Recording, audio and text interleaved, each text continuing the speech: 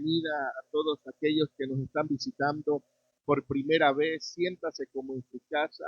Hoy nos gozamos en el Señor porque queremos compartir con ustedes un tiempo grato, un tiempo agradable. Me llena mucho de satisfacción de poder ver casa llena. Eh, yo sé que quizás pues, deseamos nosotros y anhelamos que siempre podamos estar así como estamos el día de hoy, juntos, unidos, eh, creyendo en un Dios que puede hacer cosas diferentes. Creo que de la misma manera vamos a saludar a los que nos miran en las redes sociales, que la gracia y la paz esté sobre sus vidas. Creo que estas son fechas particulares como para pensar en todo lo que nos ha sucedido durante todo el año. Y muchos de los que hoy estamos acá, lo único que quizás hacemos en esta fecha es meditar logros y meditar triunfos. A veces son más este, situaciones difíciles las que se nos presentan en el transcurrir de un año que las situaciones de triunfo o de logro. Pero con todas estas situaciones que se nos presentan, nosotros somos más que vencedores en Cristo Jesús. Y podríamos nosotros decir qué es lo que ha sucedido en este año para muchas personas en particular. Quizás muchos de los que hoy estamos acá hemos sufrido pérdidas de familiares queridos, hemos sufrido pérdidas económicas, hemos sufrido pérdidas de cualquier tipo de índole. Pero con todo eso, hoy podemos decir con mucha claridad de que hoy estamos en pie, estamos acá, que a pesar de todo lo que sucedió en nuestras vidas, todo lo que hemos pasado, todo lo que estuvo aconteciendo todo este año, hoy podemos estar de pie, estar firmes.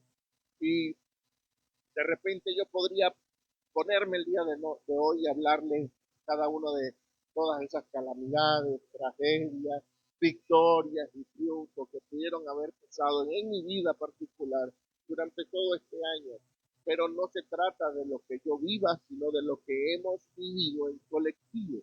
Dentro de las escrituras hay un versículo que me llamó mucho la atención y tocó mi vida, por lo tanto dije, quiero compartirlo con los que hoy este, están acá en casa. Libro de Segunda de Corintios, capítulo 4, versículo 7. Mire cómo dice las escrituras. Pero tenemos en este tesoro, dice, porque es maravilloso poder entender algo en el Señor, que cada uno de los que hoy estamos acá somos vasos de barro. Dice, y ese vaso de barro tiene dentro de sí un tesoro. ¿Cuál es el tesoro que tiene ese vaso de barro? Dice que el tesoro que tiene ese vaso de barro es el poder de Dios dentro de ese vaso. Mire cómo dice las escrituras para que lo entendamos. Pero tenemos este tesoro en vaso de barro para que la excelencia del poder sea de Dios y no de quién, de nosotros. Ahora, maravilloso es entender de que cada uno de los que hoy estamos acá somos vasos de barro. ¿Y qué significa esto?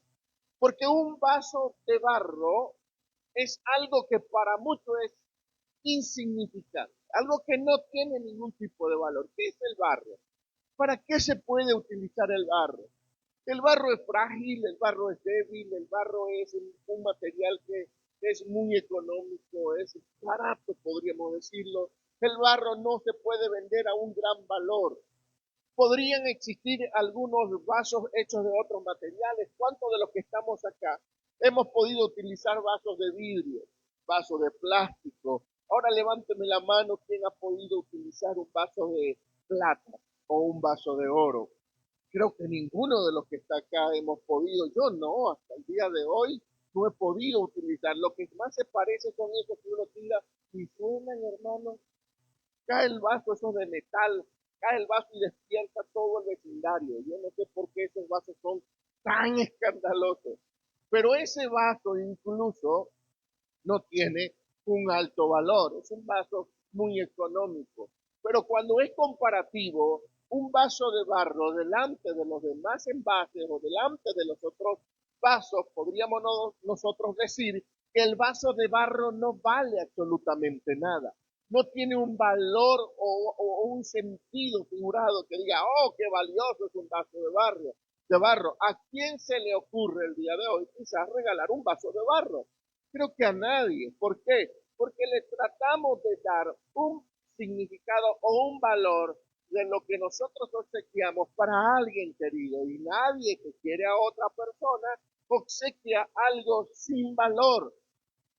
Por lo tanto, cuando se nos hace la comparativa, y esto es lo que yo quiero que podamos comprender el día de hoy, cuando se nos hace la comparativa en el ámbito espiritual, a mí se me compara con un vaso de barro, con algo que es delante del mundo y de la sociedad insignificante. ¿Pero por qué? Porque lo que va a tener valor no es el envase, sino lo que se va a vertir dentro del envase. Esto es para que cuando haya algo de gloria, el envase no diga, soy yo el que tengo esa gloria. No, es lo que está dentro de ti. Imagínese usted a alguien tomando de un vaso de oro. ¿Qué pasaría? Usted va a sorprenderse, usted va a posar su mirada, usted va quizás a admirar el recipiente. No va a estar pensando qué es lo que tiene dentro de ese vaso. Usted no va a pensar qué hay dentro o qué hay que echarle a un vaso de oro. No, el vaso es de oro. Eso es lo que va a llamar la atención. El vaso es valioso. El vaso tiene algo que atrae, que llama la atención. Pero cuando el vaso es de barro, no hay una atención sobre el vaso.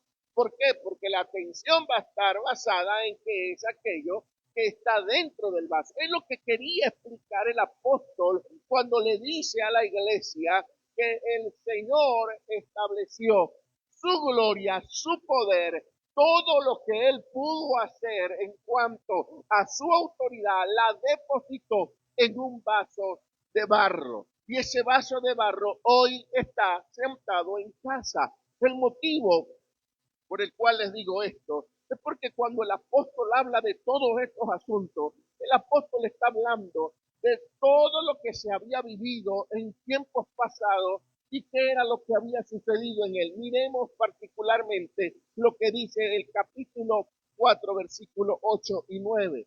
Mire cómo dice el apóstol, que, que estamos atribulados en todo, mas no primero. Estamos atribulados en todo. ¿Cuántos de los que estamos acá no hemos sido atribulados? Pensemos en este año. ¿Cuántas tribulaciones nos vivimos? ¿Cuántas noches en nuestra noche nos tuvimos?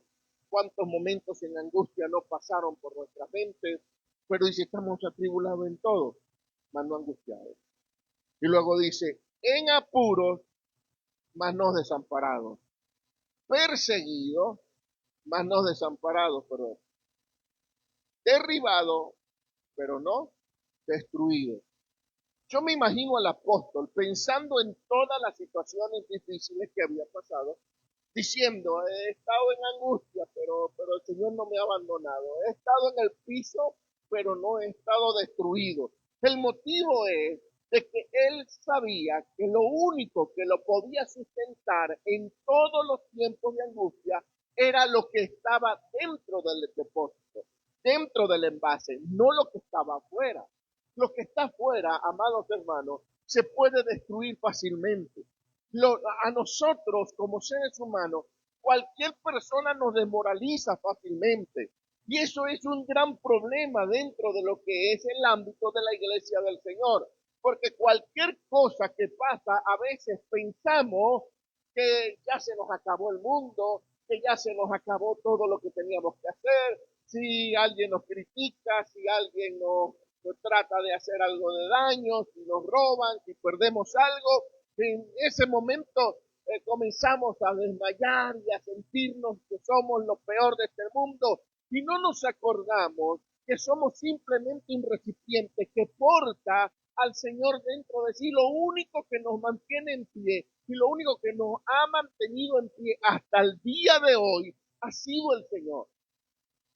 Es el único que ha podido hacer de que usted respire, de que usted hable, de que usted tenga salud, de que usted tenga algo particular por lo cual agradecer de que ha llegado hasta esta fecha, de que ha llegado hasta este momento, que a pesar de cualquier circunstancia, Dios ha visto que usted es un vaso digno. No voy a decir que es un vaso lujoso, no voy a decir que usted tiene las características y las cualidades especiales y específicas para ser un recipiente de Dios. No, usted no tiene ninguna cualidad específica para hacerlo, solamente que su gracia se ha posado sobre gente que son gente rota, gente quebrada, gente con problemas, gente con defectos, gente con situaciones difíciles, y con todo eso Dios no quiso posarse sobre un vaso de oro, sino sobre un vaso roto. Cuando yo leía esto, hermano, yo sentí alegría en mi vida. El motivo es de que yo no soy perfecto. Yo tengo debilidades como todos los que están acá la tienen. Tengo problemas como usted tiene problemas. Imagínense, tengo suegra. Tenemos problemas, hermano. Tenemos debilidades, tenemos flaquezas, pero el Señor no está mirando lo que usted tiene. Porque si el Señor mirara realmente lo que usted tiene, no fuéramos dignos ninguno de los que estamos acá. La dignidad no es algo que yo me gano, la dignidad no es algo que yo merezco, la dignidad no es algo que yo pague para recibirla, es algo que Él mismo miró sobre mí y dijo, aunque no eres digno, yo he decidido posar mi gloria en un vaso de barro. Somos vasos de barro. No es por elocuencia, no es por estudio, no es porque tengas dinero, no es porque tengas capacidad de oratoria, no hay absolutamente nada que pueda decirle a Dios, es por esto que tú me debes elegir a mí, es por esta razón que tú tienes que posarte sobre mi vida, porque no se trata de ningún motivo ni razones humanas para Dios posarse sobre alguien. Él, por su gracia, tomó la decisión de utilizar a un vaso de barro para posar su gloria. Por eso, el apóstol cuando le habla a la iglesia le dice que estamos atribulados en todo, mas no angustiados, en apuros, mas no desesperados, perseguidos, mas no desamparados, derribados, pero no destruidos. Porque él sabía que en todo su proceso, en todo el ámbito de su vida, en todo lo que él estaba padeciendo, el único que lo podía mantener en pie era el Señor. Y esto es algo tremendo, amado, porque él concluye dentro de ese capítulo hablándole a la iglesia, diciéndole, porque esta leve tribulación momentánea produce en nosotros un cada vez más excelente y eterno peso de gloria. O sea que cada una de las situaciones que él estaba viviendo o que él vivió en persecución, en crítica, en señalamientos, en cantidades de cosas, dice, todo eso lo único que está produciendo es un peso. Y ese peso es un peso glorioso, porque es el peso de su gloria todavía afirmándose en este vaso de barro. Es algo que Dios, si has pasado quizás por distintos tipos de pruebas, luchas, angustias, tribulaciones, y pare de contar, simplemente la razón ha sido porque Él ha determinado que su gloria crezca cada día más en ti. Es el único vaso que aunque se caiga, lo que está dentro de sí no se va a derramar, no se va a botar. Lo que está dentro de sí lo conserva y lo mantiene. Porque cuando Dios ha decidido posar su mirada sobre alguien, no hay nadie que se la quite. Hay un antojo de Dios sobre la vida de alguien y ese antojo no se lo quita a nadie, sino la persona por la cual Dios se antojó. Y yo creo que Dios se ha antojado de los que hoy estamos acá en casa, porque aunque usted se esconda, por la radio Dios le va a hablar. Aunque usted se esconda por un mensaje de texto, Dios le va a hablar. Aunque usted huya por cualquier lugar, Dios lo va a encontrar. Porque el deseo de Dios es usted y solamente usted quita ese deseo y anhelo de Dios. Hay una historia fascinante en el libro de Juan, capítulo 2, y con esto ya quiero ir concluyendo. Una historia fascinante en la que Jesús todavía no se había hecho o no se había determinado el tiempo en el que él iba a comenzar a hacer los milagros. Y dice que fueron invitados a unas bodas, las bodas de Canaán. Y en aquel lugar eh, dice la historia que se habían acabado el vino y María sabía que su hijo tenía algo especial, que había algo especial en él, por todo lo que había vivido en revelación, todo lo que Dios había hablado, todo lo que Dios le había ministrado a María. Ella sabía que su hijo portaba algo maravilloso. Por lo tanto, ella va hasta donde está Jesús y le dice, a esta gente se le acabó el vino. Quiero ponerlos en panorama. Para el tiempo en el que se celebraba una boda en Israel, se celebraba durante 7 días esa fiesta, porque era una celebración. Y desde el primer día hasta el último día se servía tanto alimento como vino. Comúnmente, la gente de la época servía el mejor vino de primero, el motivo por el cual yo quiero que sepa entenderme este asunto, porque yo sé que surgen muchos debates en cuanto al vino bíblico. Mire, cuando la Biblia dice vino es porque es vino, tenía algo, algún grado de alcohol. Cuando la Biblia dice jugo es porque era jugo. O sea que cuando se habla acá no se está hablando de jugo de uva, se está hablando de vino. La única forma de que se convierta en vino es que pase ese proceso de fermentación y se convierta en vino. De lo contrario, si no sufre el proceso de fermentación, no va a ser vino, va a ser jugo de uva. Y acá en esta fiesta se acababa el vino, se terminó el vino. Y comúnmente se servía el mejor vino porque era el que la gente iba a degustar de primero. Era una cultura, eran sus costumbres, era una forma en la que ellos podían celebrar una fiesta. No estamos hablando de fiestas evangélicas, no estamos hablando de fiestas religiosas, estamos hablando de una fiesta común y corriente en aquella época. Entonces, se acaba el vino y el primer vino hacía que la gente degustara. Luego de haber tomado vino, el paladar se duerme y no se puede degustar a partir de que de cierto tiempo que la persona pueda estar probando el vino o catando el vino. Resulta que cuando se acaba, va María a Jesús. Y cuando María va a Jesús, yo quiero que me sigan en la historia, no sé si ya está puesta la historia ahí atrás, Juan capítulo 2, versículo 1 en adelante. Cuando se acaba el vino, María va a Jesús y le dice, ¿sabes qué? A esta gente ya se le acabó el vino. Y Jesús le dice, mujer, todavía no ha llegado mi tiempo, no es mi hora de hacer milagros. Lo que le estaba pidiendo María era, ayúdalo.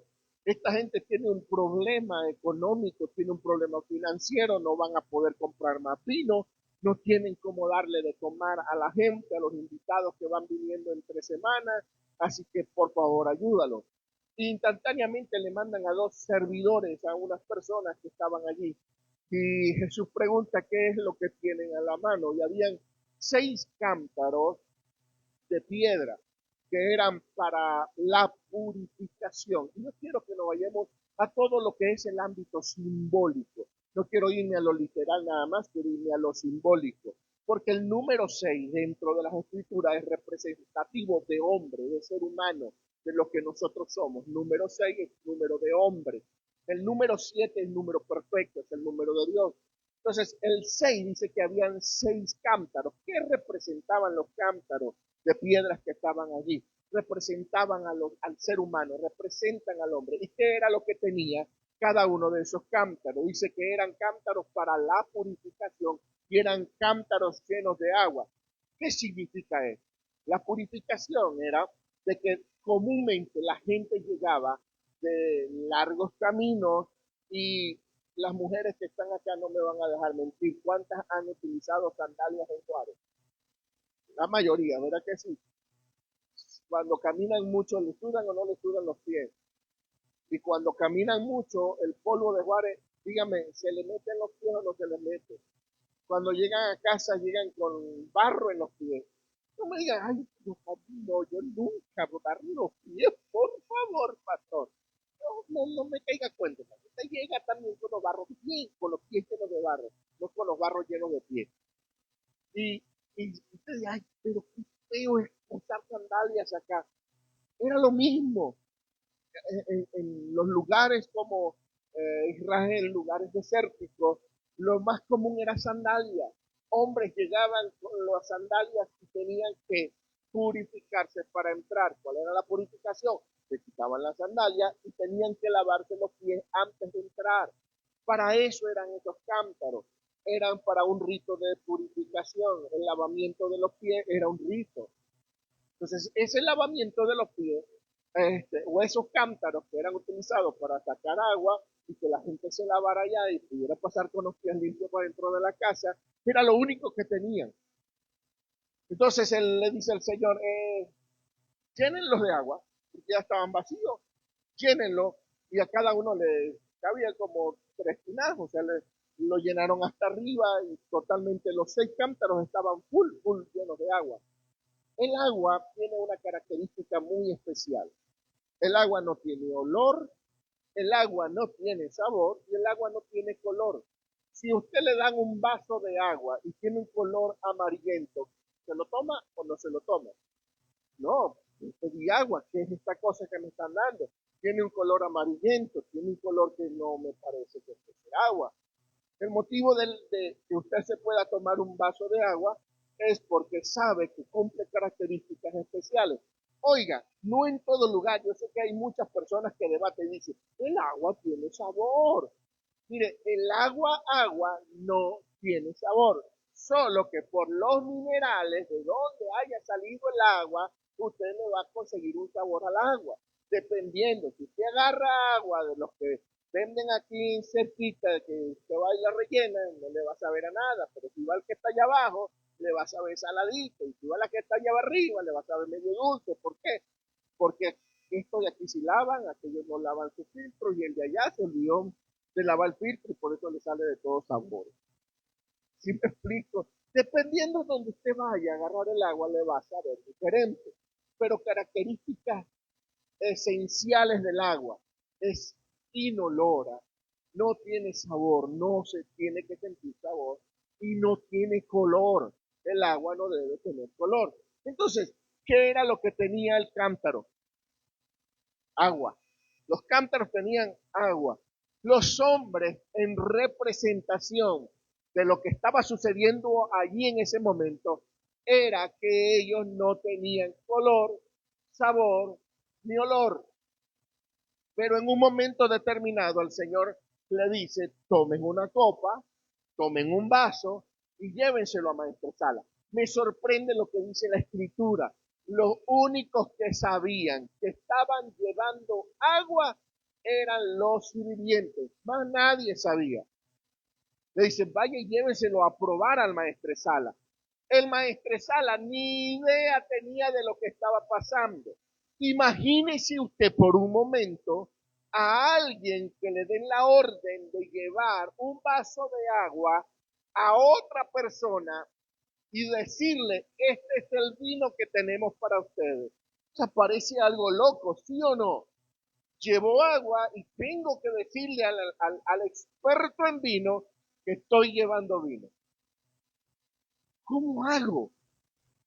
¿Me van a matar? ¿Me van a despedir? Va, algo me va a pasar a mí. El problema me lo estoy llevando yo, el que estoy llevando el vaso. El que lleva el vaso, el que lleva el recipiente, es el que se está metiendo en problemas. Y cuando llega hasta donde está el maestresala, que era el experto catador de vino de ese momento, el maestresala prueba lo que le están llevando y dicen, ¿dónde está el novio? Imagínense el infarto que le pudo producir al servidor. El maestresala dice, ¿dónde está? Mándeme a buscar al novio. Necesito hablar con el novio. Porque tal vez el panorama que vemos dentro de las escrituras dice la frase corrida, pero cuando nos vamos a la historia, tuvo que haber un paréntesis cuando el hombre prueba lo que le están entregando e instantáneamente dice, tráiganme el novio por acá, necesito hablar con el novio. Dije que íbamos a hablar en términos figurativos, términos no literales. Ahora, ¿quién es el novio dentro de las escrituras? Legalmente, la Biblia llama a Cristo como el novio de la iglesia. En todos los términos de novio dentro de las escrituras, se está hablando de Cristo y la novia es la iglesia. Entonces, yo quiero que tú tengas una imaginación sobre lo que se está vinculando en un ámbito terrenal y se vincula a un ámbito espiritual. Porque en ese momento ya había ocurrido un milagro. Y quiero que unamos todas las cosas en este momento. El vino es representativo ¿a qué? Al Espíritu Santo. Dentro de lo que son las sombras, los tipos y las figuras, el vino es representativo del Espíritu. Y el novio es representativo ¿de quién? De Cristo. Los cántaros son representativos ¿de quién? De nosotros los hombres. En ese momento ocurre un milagro. Se transforma el agua en vino, se convierte. Y ahora, ¿qué es lo que es o cómo reconocemos el vino? Reconocemos el vino porque el vino tiene un olor y luego tiene un sabor y también tiene un color. El vino tiene olor, sabor y color, a diferencia del agua. Entonces ya esos cántaros no eran insípidos, no eran inoloros y no eran incoloros. Ya esos cántaros tenían olor, sabor y color. Ya había una transformación. ¿Qué es lo que quiere Dios con nosotros? Primero, que se cambie la mentalidad ritualista y se convierta en una mentalidad que que es un recipiente que posee internamente algo transformador. Segundo, que sepamos nosotros que el que hace el milagro no soy yo, no es el recipiente, es aquel que está dispuesto a hacer milagro en nosotros, que se llama Cristo.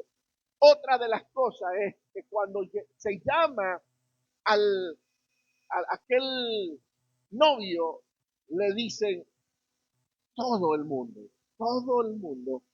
deja el peor vino para lo último y sirve el mejor de primero, pero tú lo has hecho al revés. Has dejado el mejor del vino ¿para cuándo? Para lo último. Y yo soy de los que considero que estamos en los últimos tiempos. Estamos ya casi en un tiempo de decir ya Cristo está pronto, está a las puertas, ya Cristo va a venir. Y lo mejor Dios lo preparó para cuándo? Para este tiempo, hermano. Lo mejor hoy está acá sentado y es lo que yo creo. Yo creo que Dios ha seleccionado a gente las cuales están rotas, están quebradas, como lo dijimos hace unos minutos.